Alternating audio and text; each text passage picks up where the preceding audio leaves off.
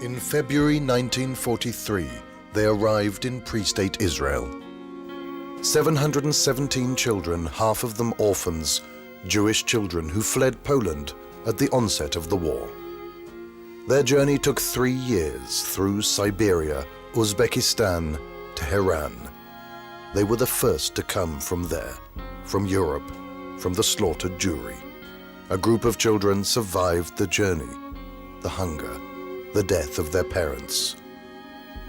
They're called the Children of Teheran, named for one spot on the long journey.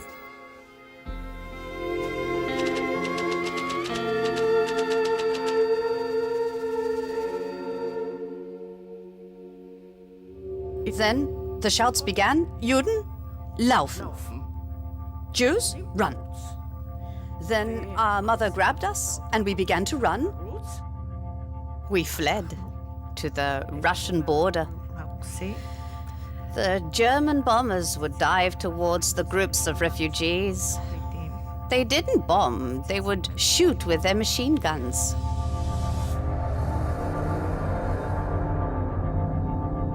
The children's journey begins when Germany conquers Poland. With their families, the children flee east to the Soviet-controlled areas. My mother sewed some money into my underpants. I was so scared, so very scared. I remember we went to our family in Warsaw. I was a little girl and they gave me all sorts of toys. One of them was a tea set that my mother used to play with. I started playing with it and then suddenly the siren went off, a great panic, and of course I got up and the entire tea set fell and broke.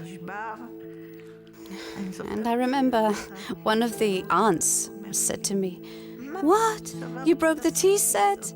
But your mother used to play with it." And even though I was a little girl, I thought it was rather funny that in the shelter with bombs falling, she was worried about a tea set. My aunt and uncle said, "We are running away from here." My uncle bought a horse and wagon and they said, "We bought some blankets and we're going down." And I said, "No, I'm not going with you.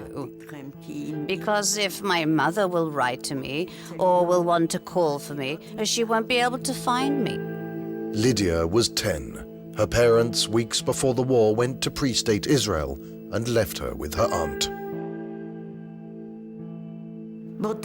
At that moment, I said, "I'm not going," and ran back home. So they took me forcibly and set me down again in the wagon, and I ran away again.